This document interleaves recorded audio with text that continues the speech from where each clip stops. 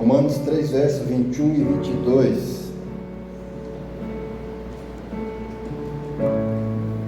Diz assim: mas agora se manifestou sem a lei a justiça de Deus, tendo testemunho da lei e dos profetas, isto é, a justiça de Deus pela fé em Jesus Cristo para todos e sobre todos os que creem, porque não há diferença. Amém? Apenas esses versículos. Os irmãos podem tomar assento.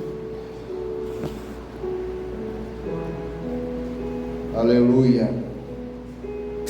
Recebi um convite à tarde e não pude, estava ocupado.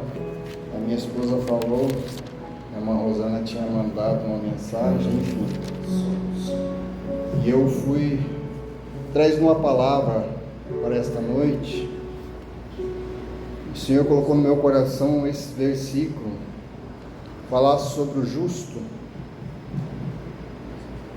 E nós precisamos definir o que é justo, o que é uma pessoa justa. Em primeiro lugar, que pratica a justiça. Aqui o versículo 22 fala a justiça de Deus pela fé em Jesus Cristo, né? Para todos e sobre todos que creem, porque não há diferença. Quem é a pessoa justa? A pessoa justa é uma pessoa confiante em Deus. 2, ela é uma pessoa sincera. 3, é uma pessoa honesta. 4, é uma pessoa reta. Ela é uma pessoa fiel. Ela é uma pessoa íntegra, temente a Deus, misericordiosa e amorosa. Nós sabemos que na balança do Senhor, naquele dia, que não aconteça conosco o que aconteceu com Belsazar, pesado fosse na balança e fosse encontrado em falta. Só que a balança do Senhor, nesta noite, ela pesa a nosso favor. Os nossos pecados são tantos, se colocarmos de um lado da balança, temos na parte central a fidelidade de Deus, e do outro lado temos a misericórdia do Senhor. E a Bíblia diz que Deus não usará, no dia do juízo, Deus não usará de misericórdia para aqueles que não usaram de misericórdia. E a misericórdia triunfa no juízo. Também outra característica do justo, uma pessoa amorosa.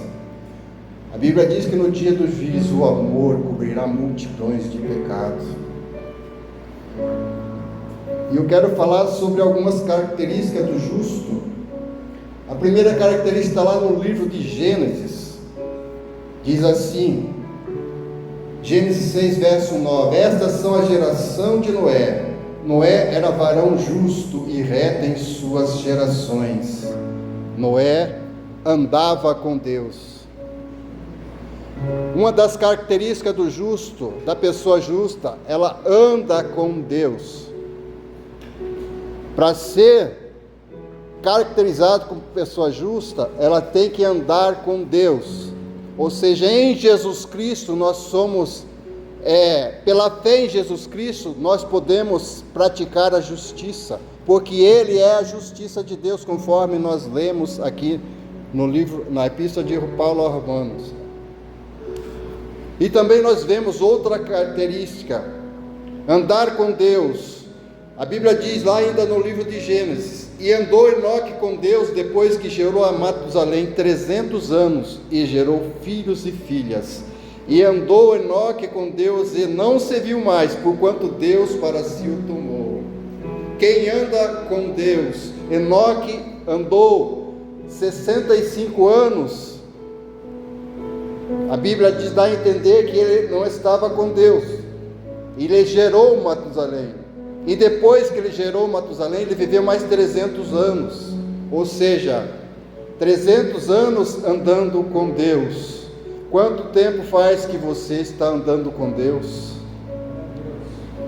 Faz um mês, amém, glória a Deus. 1 ano, 10 anos, 20 anos, não importa, o importante é andar com Deus. É uma das características do justo, andar com Deus. Parece que eu vejo Deus olhando para a terra e falou: Enoque, você está muito distante de mim, vem comigo. E ele chega e pega Enoque e arrebata ele, leva, e não se viu mais. Deus o tomou para si. Ele tomou a decisão, Enoque, de andar com Deus. Oh, que maravilha andar com Deus! É uma das características do justo. Segunda característica do justo, ele desvia-se do mal. Está escrito lá em Jó 1, verso 1: havia um homem na terra de Uz, cujo nome era Jó, e este era homem sincero, reto e temente a Deus, e desviava-se do mal.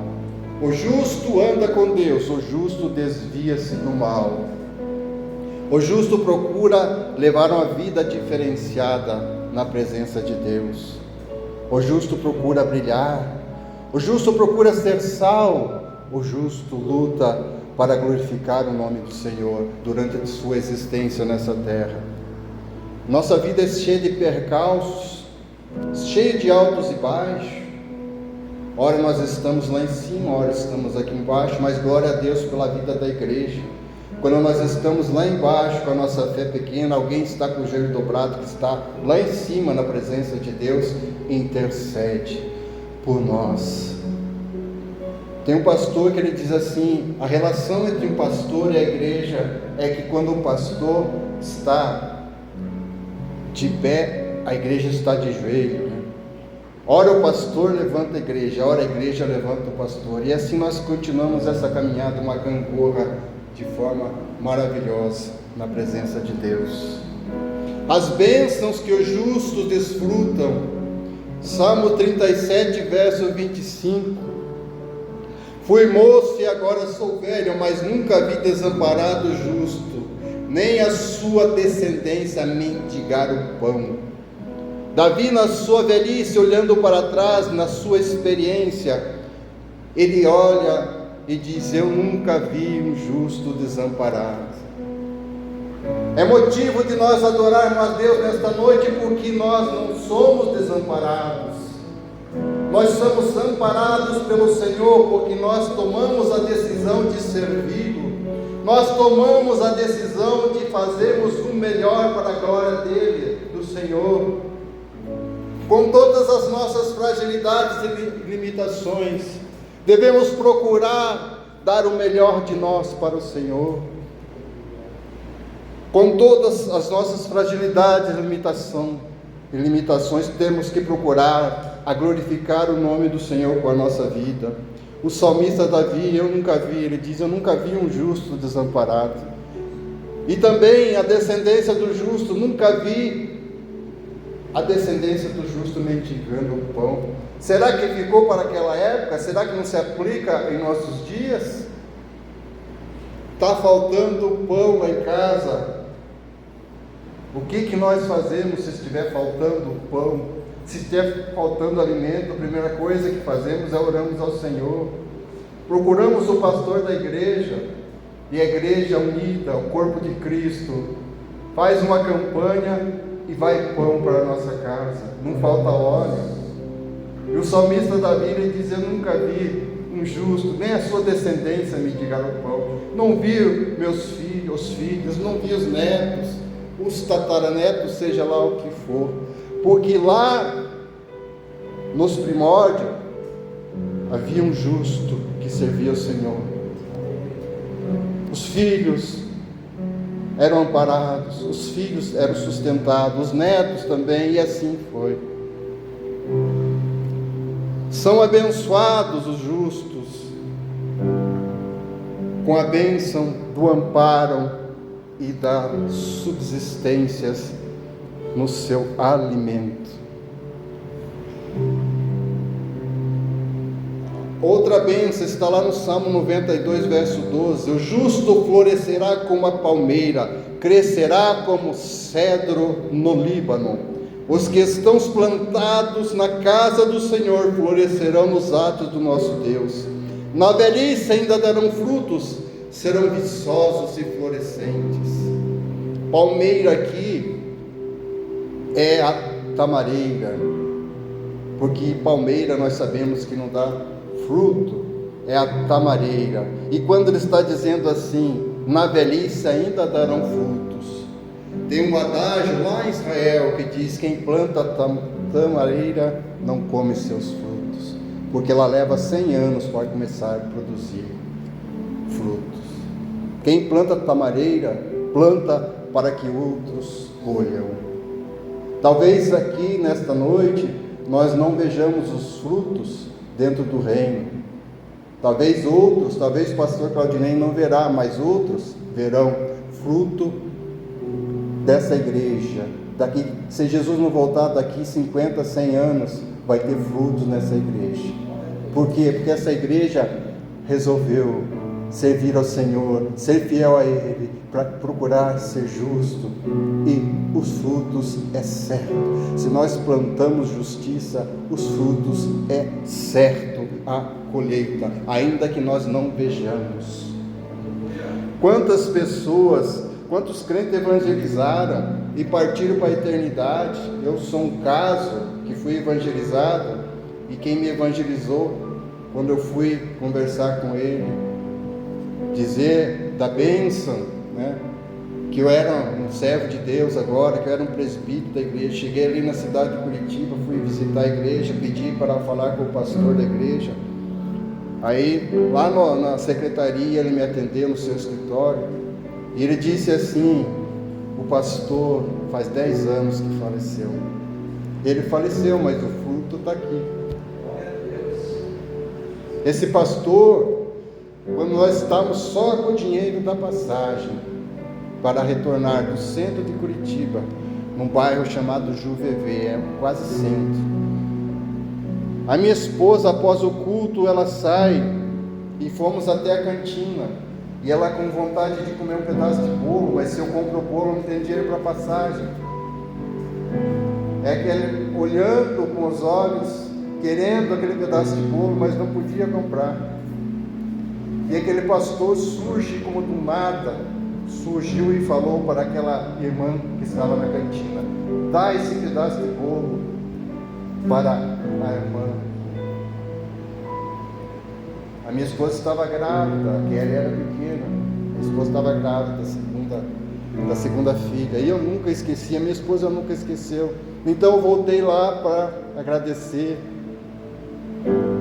Ou seja, irmãos, pode ter frutos daqui a 20, 30 anos e você não está mais aqui, mas você foi um canal de bênção para levar aquela pessoa, aquela alma na presença de Deus, porque você procurou levar a vida de retidão, porque você procurou ser justo diante do Senhor, diante dos homens, principalmente diante dos homens. Outra bênção, Salmo 34, verso 17: os justos clamam e o Senhor os ouve e os livra de todas as suas angústias. São ouvidos pelo Senhor. Os justos clamam e o Senhor os ouve. Nós sabemos que o Senhor não ouve oração de pecador. Lá no Isaías 59, as mãos do Senhor não estão encolhidas para que não possa salvar, nem seus ouvidos agravados para que não possa ouvir. Mas os vossos pecados, vossa iniquidade, faz separação entre vós e vosso Deus, para que não vos ouça. Mas aqui nós vemos que o justo clama e o Senhor os ouve. Quando o justo dobra o joelho, bate na janela, nas portas do céu, ela se abre. A oração sobe como um incenso suave até as narinas santas do nosso Senhor e Salvador.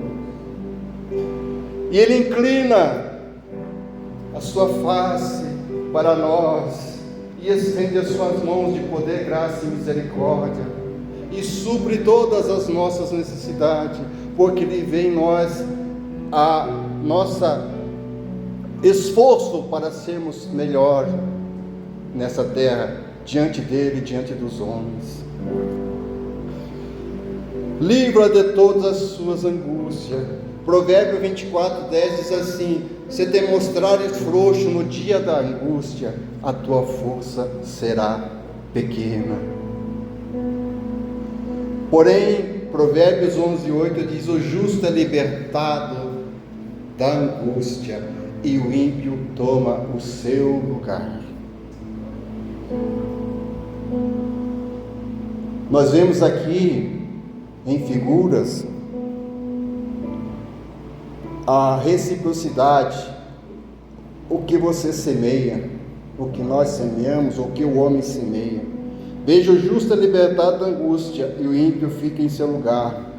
Nós olhamos para a Bíblia, nós temos dois casos. Um é Daniel.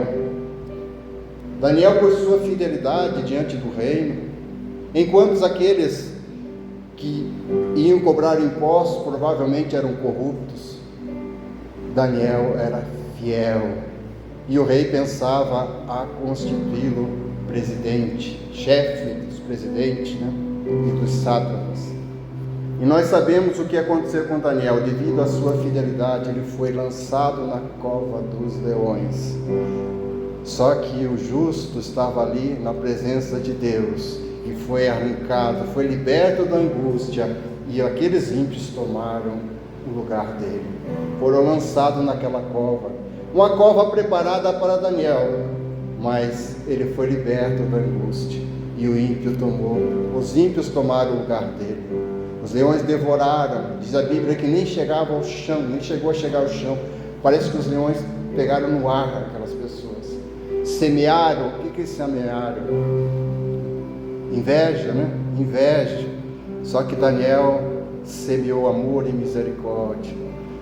O próprio nome já diz, Daniel, Deus é meu juiz. Ele diz, sai da cova e diz, ó rei, vive para sempre. Fui encontrado inocente diante de Deus, porque Deus foi o juiz dele. E nesta noite Deus é o nosso juiz.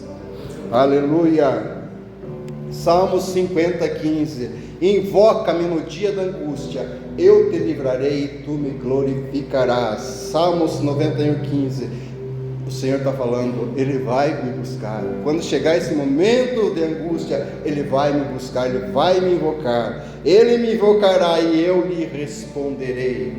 Estarei com Ele na angústia, livrá-lo-ei e o glorificarei. Não é nós que estamos glorificando a Deus, é Deus que está glorificando a nós. Por quê? Porque tomamos a decisão de levarmos uma vida de retidão, de integridade, de honestidade, de misericórdia, de amor e de justiça. Louvado seja o nome do Senhor nesta noite. Irmãos, as horas se passaram. Eu quero contar aqui um testemunho rapidinho aqui.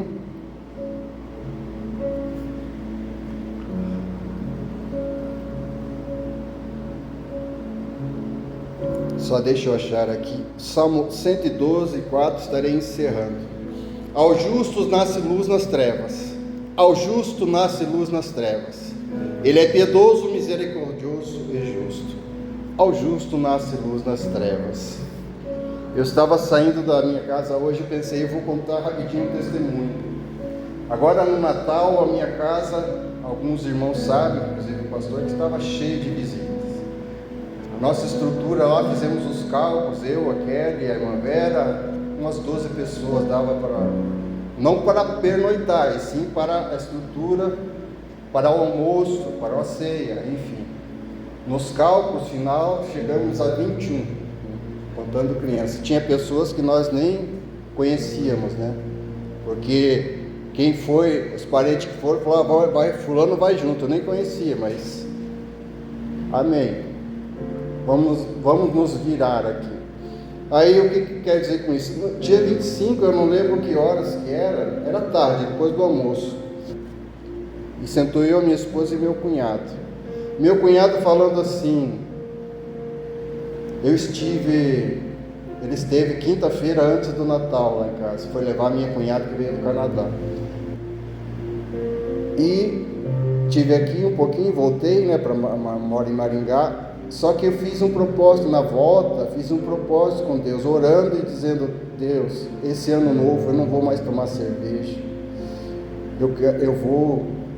não vou ser um empecilho para minha esposa, porque ele não tem uma esposa, ele tem a esposa, é uma mulher de Deus, muito abençoada e é uma mulher de fé também, e ele fez esse propósito, chegou lá, só que orando, fazendo durante a trajetória naquele carro, no seu carro, ele fez esse propósito, só que o inimigo também sabe, dos propósitos.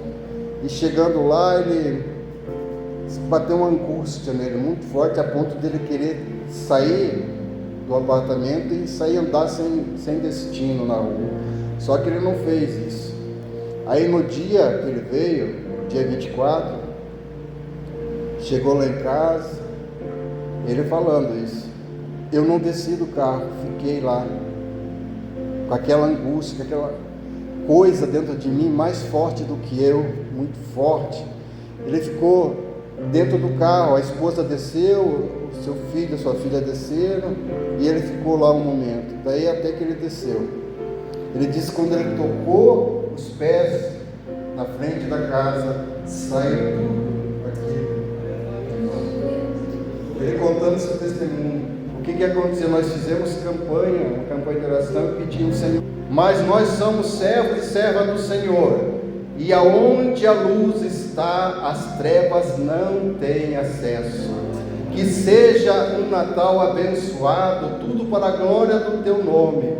E quando eu vi esse testemunho, eu disse, ganhei o Natal, ganhei o ano todo, através desse testemunho. Por isso que o salmista diz assim, ao justo nasce luz nas trevas. Não existe trevas, existe ausência de luz. Quando o sol se põe, vem a noite, mas de manhã o sol nasce e as trevas são dissipadas. E Jesus disse, vocês são a luz do mundo. Então, se nós somos a luz do mundo, não tem trevas que se aproximem de nós. Porque aonde a luz do Senhor que está em nossas vidas chega, as trevas têm que sair. E não pede licença, a luz não pede licença, vai chegando, as trevas vão ter que sair. Irmãos, essa era o testemunho, tudo para a glória de Deus. Podemos orar, passamos do horário um pouco, podemos orar? Vamos orar, agradecer, né? Senhor, nosso Deus e nosso Pai, nós queremos te louvar, Senhor, por esta rica oportunidade, meu Deus. Eu sei que é gratificante, Senhor, te servir. Apesar, Senhor, dos percalços, das perseguições que às vezes nos ocorrem, meu Deus, das angústias, Senhor, que querem, Senhor, tomar conta da nossa vida.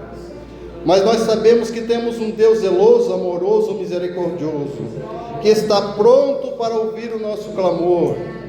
E é por isso, Senhor, que nesta noite nós te louvamos, te agradecemos, Senhor, pela vitória a nós concedidas, e teus filhos e filhas que estão passando por um momento difícil, Senhor, na autoridade do teu nome, Senhor, nesta noite, nós ministramos a cura, nós ministramos a vitória, Senhor, porque em Ti, Senhor, nós podemos todas as coisas, porque é o Senhor que nos fortalece, meu Deus. Nós em Ti, Senhor, somos mais do que vencedores, porque o Senhor nos amou. Em nome de Jesus, Senhor, continua com tuas mãos santas de poder e graça estendidas sobre a Tua igreja, o Teu povo, e abençoa a continuação desta noite, no nome santo de Jesus Cristo, Teu amado Filho. Amém e amém, Jesus.